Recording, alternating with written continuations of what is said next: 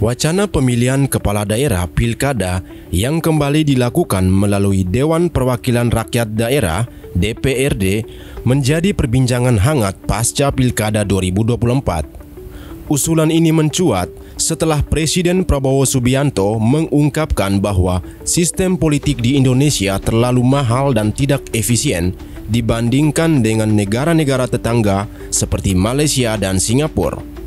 Perlu ada pemikiran memperbaiki sistem partai politik.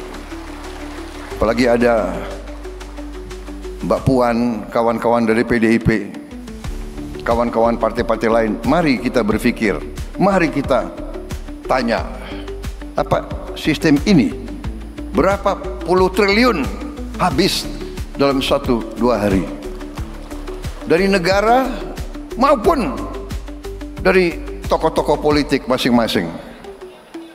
Iya kan? Saya lihat negara-negara kita, tetangga kita efisien. Ya, Malaysia, Singapura, India. Sekali milih anggota DPRD, sekali milih, ya sudah. DPRD itulah yang milih gubernur, milih bupati.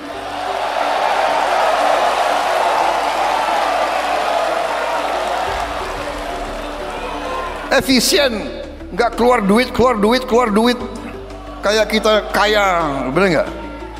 Uang yang bisa beri makan anak-anak kita, uang yang bisa perbaiki sekolah, uang yang bisa perbaiki irigasi, uang yang bisa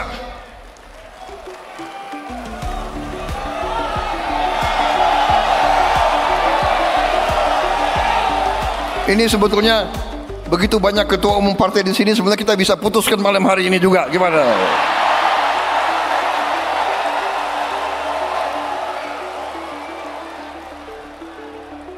Sejak akhir November 2024, politisi Jazilul Fawait dari Partai Kebangkitan Bangsa (PKB) telah mengusulkan agar pemilihan gubernur dilakukan oleh DPRD untuk mengurangi biaya yang dikeluarkan yang diperkirakan mencapai lebih dari 1 triliun untuk pilkada di Jawa Barat. Usulan ini juga didukung oleh Menteri Hukum Supratman Andi Aktas yang mengatakan bahwa pemerintah akan mengkaji wacana tersebut mengingat Undang-Undang Dasar tidak secara eksplisit mengharuskan pilkada dilakukan secara langsung. Ketua KPU Muhammad Afifuddin menegaskan bahwa lembaganya akan mengikuti aturan yang ada. Walaupun ada dukungan dari beberapa kalangan, termasuk Ketua Umum Partai Golkar Bahlil Lahadalia, kritik juga muncul. Bapak Ibu semua yang perlu saya sampaikan, dalam pandangan saya sebagai mantan aktivis yang ikut mempelopori reformasi, pertanyaan yang muncul yang menggelitik di hati saya, apakah demokrasi seperti ini yang kita inginkan? Saya mau tanya, apakah demokrasi seperti ini yang kita inginkan, saudara-saudara sekalian? Kalau ini yang kita pertahankan, mau jadi apa demokrasi ini? Dalam kajian banyak Partai Golkar, Bapak Presiden, ada suara-suara yang muncul dari kajian kami. Ini pilkada rasa pilkades. Partai Golkar telah berpikir bahwa ke depan harus ada satu formulasi yang tepat. Harus ada formulasi yang tepat untuk kita merumuskan sistem politik kita yang benar-benar baik untuk rakyat dan baik untuk negara, untuk mewujudkan cita-cita proklamasi kita. Titi Anggraini dari Perludem mengingatkan bahwa pemilihan melalui DPRD dapat mengabaikan aspirasi masyarakat dan berpotensi menimbulkan kesewenangan oleh elite partai. Partai Demokrasi Indonesia Perjuangan (PDIP) menegaskan pentingnya kedaulatan rakyat dalam memilih pemimpin melalui pemilu langsung, menyatakan bahwa biaya tinggi dalam pilkada lebih disebabkan oleh perilaku elite politik daripada sistem pemilihan itu sendiri. Saya kira kami di PD Perjuangan tidak akan terburu-buru. Yang pasti kami menganut prinsip kedaulatan rakyat adalah prinsip paling utama dalam pemilu. Vox Populi, Vox Dei. Suara rakyat, suara Tuhan. Dan kedaulatan rakyat itu dikejawantahkan melalui pemilu langsung.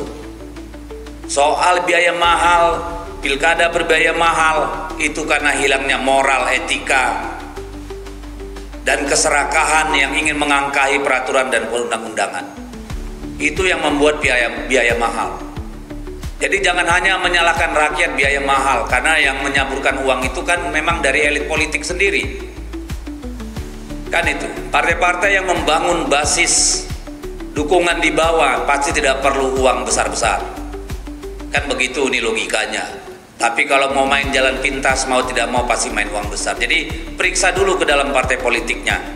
Ya, nanti kita periksa apakah memang usulan dari presiden itu betul-betul bisa dilaksanakan dan mau dilaksanakan atau tidak. Tapi pada prinsipnya kami tetap ingin pemilu langsung dan kedaulatan di tangan rakyat, one man, one vote. Soal bagaimana menurunkan biaya pilkada masih sangat banyak ya cara untuk melakukan itu. Pertanyaannya sekarang sebenarnya seberapa jauh pemerintah ya betul-betul ingin membuat pilkada itu tidak ugal-ugalan seperti pemilu-pemilu yang terakhir ini. Ya, itu aja. Kalau partai itu membumi, mengakar, nggak akan ada pemilihan umum yang berbiaya mahal. Tapi partai-partai yang tidak mengakar kepada rakyat tentu akan berusaha mencari jalan pintas untuk memenangkan kontestasi pemilu. Saya kira itu ya jawabannya. Sikap resmi partai nanti akan disampaikan setelah usulan revisi undang-undang pilkada disampaikan, ya, baru kita akan melakukan kajian secara lebih mendalam. Tetapi bahkan kita sendiri sedang melakukan kajian terhadap pilkada asimetris, di mana daerah-daerah yang memang dengan seluruh indikator-indikatornya siap melaksanakan pemilu langsung, misalnya, itu kan ada berbagai kajian dan teori yang bisa dipakai untuk menentukan itu. Jadi jalan itu masih panjang, jangan buru-buru kita mengambil kedaulatan rakyat, serahkan itu kepada rakyat untuk memilih secara bijak.